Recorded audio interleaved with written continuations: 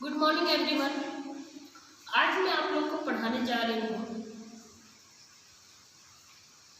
Movement of demand curve, मांग वक्र का खिसकाव। जैसा कि लास्ट वीडियो में मैंने लास्ट क्लास में आप लोगों को लॉ ऑफ डिमांड पढ़ाया। लॉ ऑफ डिमांड में आपने देखा कि किस तरह से प्राइस के बढ़ने से डिमांड घटता है और प्राइस के घटने से डिमांड बढ़ता है। साथ साथ आपने पढ़ा कि किस तरह से आय प्रभाव, प्रतिस्थापक प्रभाव या कीमत प्रभाव उसको प्रभावित करते हैं। अब हमें देखना है कि मांग वक्र जो है उसका खिसकाव कैसा होता है।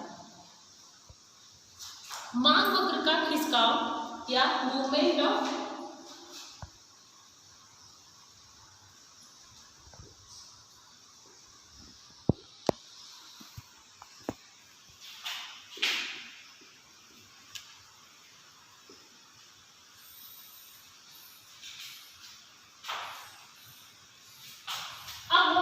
मांग का विस्तार किसे कहते हैं।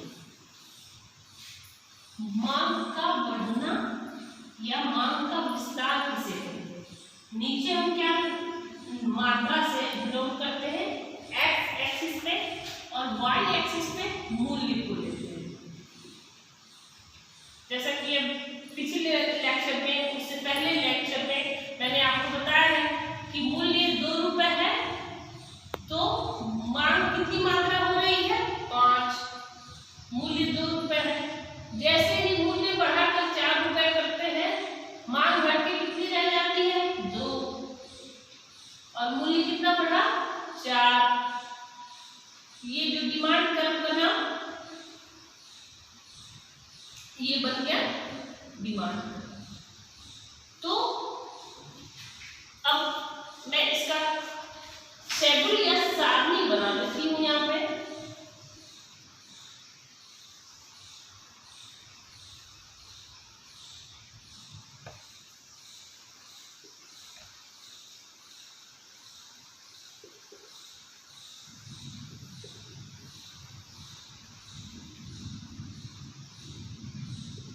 एक्स का मूल्य है, एक्स का मूल्य जब 2 रुपए है तो मांग कितना है, 5 यूनिट। यूनिट्स की मांग हो रही है।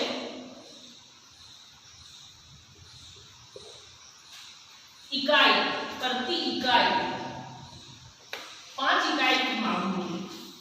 और जब मूल्य को बढ़ा देते हैं 4 रुपए तो मांग हो रही है, घटकर हो गई 2 इकाई। इसे हम इस तरह, जो मूल्य के बढ़ने से मांग के घटने, मूल्य के बढ़ने से मांग का घटना और मूल्य के घटने से मांग का बढ़ना, इसे लॉ ऑफ डिमांड कहते हैं। और इस तरह डिमांड के कर्व का, मांग वक्र का खिसकाव,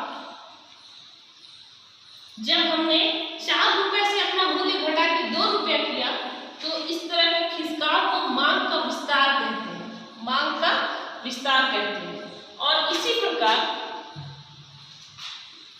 जब हम अपने मूल्य को 4 रुपए से घटाकर 2 रुपए पे ले जाएंगे और हमारा जो ये है वो यहाँ पे आके बनेगा बाजार कीमत, तो ये क्या होगा, मांग का संकुचन, मांग का छोटा हो जाएगा, मांग का संकुचन।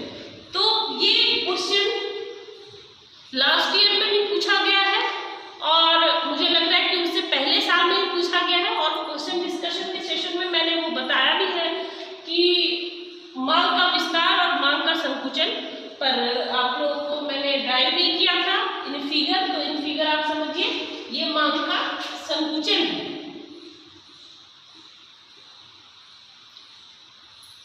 और जब हम मांग को घटाते, जब हम प्राइस को घटाते हैं ताकि डिमांड बढ़े, तो क्या ये है, विस्तार।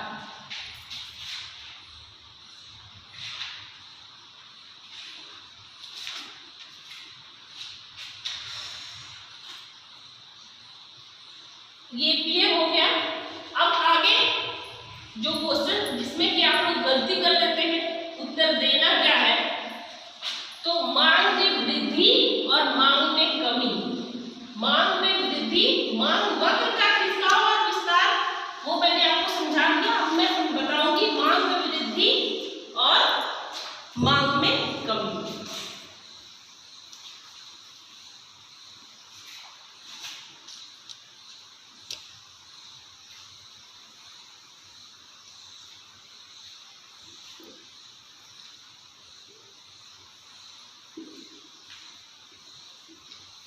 ये आपका डिमांड कर रहा है।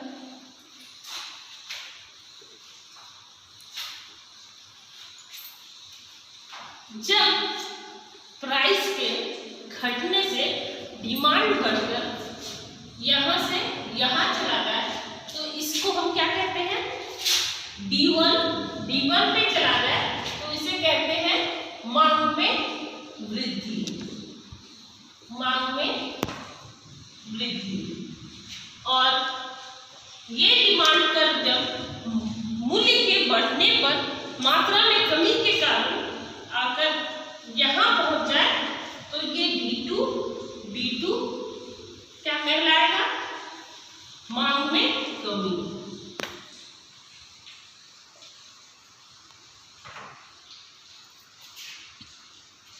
तो आपने देखा कि कर्व में ही जब प्राइस की वजह से ऊपर और नीचे होता है तो विस्तार और संकुचन, लेकिन जब वो अपना स्थान बदल दे, उसके पैरेलल जाके ऊपर या नीचे आ जाए तो ऊपर जाएगा तो वो वृद्धि कहलाएगा और नीचे आएगा तो ये संकुचन कहलाएगा।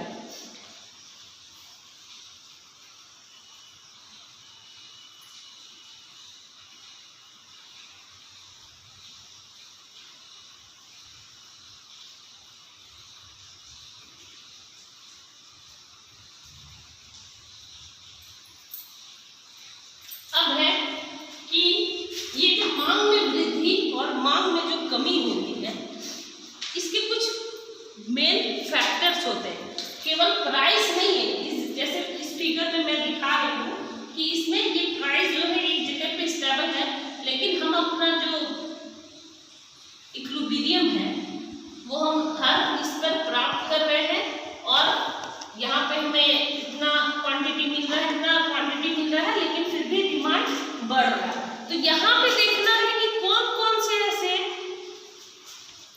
फैक्टर्स हैं, कौन कौन से ऐसे फैक्टर्स हैं, कौन कौन से ऐसे कारक हैं जो कि मांग में वृद्धि और मांग में कमी करते हैं। क्योंकि विस्तार और संकुचन आपने देख लिया पूरी तरह मूल्य का कार्य था, लेकिन मांग में वृद्धि और कमी पूर्णतः मूल्य का कार्य नहीं है। यहाँ पे हम लोग इक्विलिब्रियम एक मूल्य के ऊपर भी प्राप्त कर रहे हैं। तो ये है कि पहला तो है कि मांग के नियम को प्रभावित करता है इनकम, कंज्यूमर का इनकम बढ़ेगा तो डिमांड का ऊपर की तरफ जाएगा, इनकम घटेगा तो डिमांड का नीचे की तरफ जाएगा। अगर वो पहले कुछ ज्यादा वस्तुएं कंज्यूम करता था, अब वो कम वस्तुएं कंज्यूम करेगा। उसी तरह टेस्ट और प्रेफरेंसेस की बात आती है, स्वाद, पसंद, फैशन, ये भी प्रभावित करता है। प्राइस, सब्स्टिट्यूट गुड का प्राइस है, इसमें जब मांग में कमी और बढ़त की बात होती है तो मूल्य बिल्कुल अस्थायी भी हो सकता है, मूल्य का कोई प्रभाव भी नहीं हो सकता है। बाकी सारे कारक जो हैं सब्स्टिट्यूट गुड के या फिर कॉम्प्लीमेंट्री गुड्स के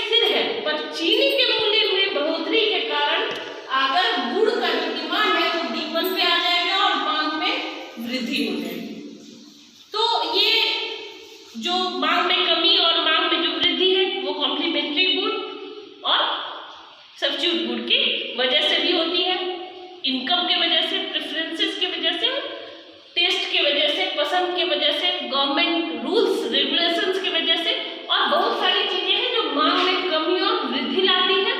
और क्वेश्चन आप लोगों को ये दोनों ही जो 32 क्वेश्चन आप लोग से पूछे जाते हैं उसमें से ये दोनों ही क्वेश्चन हर बार घुमा के ऑब्जेक्टिव में, शॉर्ट क्वेश्चन में, लॉन्ग क्वेश्चन में दिए ही जाते हैं कि मांग में वृद्धि कमी क्या है और मांग में संकुचन और विस्तार क्या है। तो इस बात को आप लोग क्लियरली समझ लीजिए कि ये दोनों अलग अलग चीजें हैं और एक मांग में विस्तार और संकुचन कीमत पे निर्भर है, जबकि मांग में वृद्धि और कमी जो है वो बाकी सारे कारकों से प्रभावित होती है, बाकी सारे फैक्टर्स से इन्फ्लुएंस होती है। आज का लेक्चर यहीं पे खत्म करती हूँ, आगे नेक्स्ट में। Thank you.